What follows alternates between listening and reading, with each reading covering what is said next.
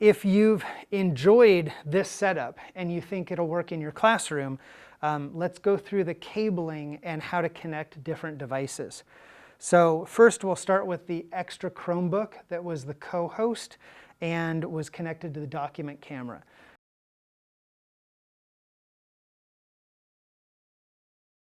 So this document camera right here is fairly simple. It uses a USB cable that plugs into the back of the document camera with a USB-B.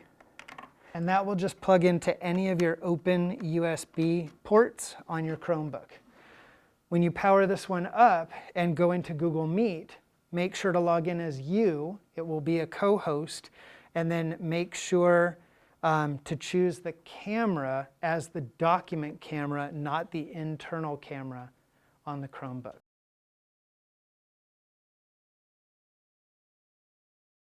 Then you can position this on your desk however it works best for you. And after you've tried it for a few days, if it's working good for you, then you might try rolling up cables or tucking them behind your desk.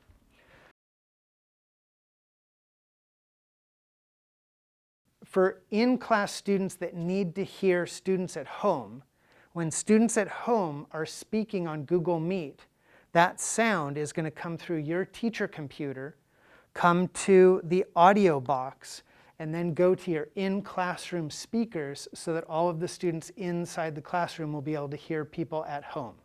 In order for your students at home to hear your in-class students when a discussion is happening, if an in-class student is speaking through the in-class microphone, it's going to be projected through the speakers in the classroom so that everyone can hear here. It's also going to be sent from the audio box to your teacher's computer, and that sound will be heard by everyone in the Google Meet.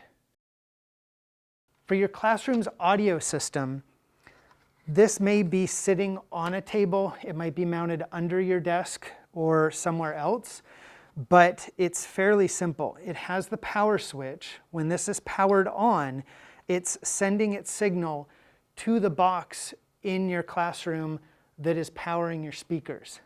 So there's no cable going from here to your speakers. There's also no cable going between your necklace microphone or the student microphone and this box. So wireless signals going that way. What it does need is a power cord, and that looks like a USB cable. So on this side here, it's going to be a micro USB port, and that cable's going to plug in. On the other end, you should have a little power block like this that has the USB-A plug into it. This can then plug into your power strip wherever it's convenient for you. On the back of the unit, there are two audio outputs, number 1 and number 2, and there are 4 audio inputs. Again, with the box that controls your in-class sound system, you want to connect one end of the 3.5mm cable to the audio output number 1. The other end will plug into the microphone port of your computer. If your computer does not have a specific microphone port, you can use something like this. It's a high-speed USB stereo sound adapter. If you need one of these, speak to your site tech. It has a USB port on one end, and it has a microphone port and a speaker or headphone port on the other side. The audio output on your classroom sound system is going to plug into the microphone port on the USB adapter or your computer. You also have audio inputs on the classroom sound system. You're going to also use a 3.5mm cable. In this case, I had just a nice extra small one. And so that 3.5mm cable will plug into audio input 1 and will plug into the headphone jack or the speaker jack on your teacher computer. Again, I'm using that high-speed USB adapter. When I plug that in, on your computer, you're going to have the options in your system preferences as well as in Google Meet for what you want the speaker and the microphone to be. You'll want to choose the PNP sound in your system preferences to make sure that it's picking that audio up.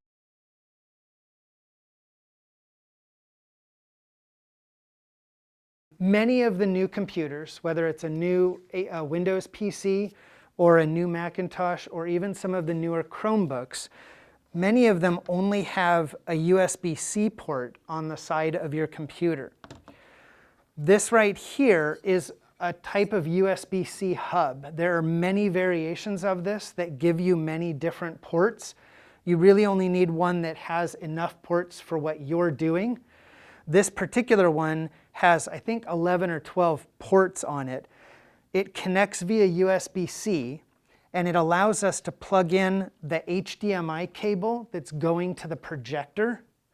It also allows us to plug in USB devices, whether it's a document camera or this high-speed audio adapter, or our Polycom camera system, the Polycom Studio. And in this situation, we have a VGA cable connected to our second display. And what that's allowing us to do is to have the teacher computer extend their monitor onto the second screen and have that second screen mirrored to the projector in the classroom. That way, the teacher is only seeing what's on their teacher computer. That way they can do attendance and other things, and students at home and in class aren't going to see it. And if they want students to see a window, they will drag it to their second monitor, and that will be seen through the projection system. For your Polycom Studio camera, make sure to use the USB-A connection. Plug that into your teacher computer. It may have a USB-A port on it, or you may need to go through a hub like this one to connect into your computer. If you're using a second monitor to extend your teacher screen, in this particular situation, we have an extra VGA monitor. That's usually a blue cable, and it's a DB15 port. That will plug into the extended screen, and it will also plug into your teacher computer. It may be through the back, it may have a designated port, or you may need to use a hub like this that will extend your screen from your computer to the second monitor. If you're sending the extended monitor image up to your projector and mirroring it, you will most likely need an HDMI cable that will connect to your computer either directly or through a hub like this. And the other end will go to the box in your classroom labeled HDMI 1 or HDMI 2. That box should send both the video and the audio signal up to your projection system. Obviously, everything has power cords with it, usually. So your monitor, your computer, the audio system in the classroom, as well as the charging system for your audio system in the classroom, will all need to be plugged into some sort of power strip. If your USB hub has a network port and you're having Wi-Fi issues at school, you might want an extra Ethernet cable so that you can connect this hub, which goes to your computer, to the wall port in your classroom. Obviously, the wired Ethernet network is going to be way faster and normally more reliable than a Wi-Fi signal. So if you're ever having internet issues, this is a great option. If you have an Ethernet port already on your teacher computer, desktop or laptop, you might consider having one of these cables nearby so that you can plug into during class time if that's an issue.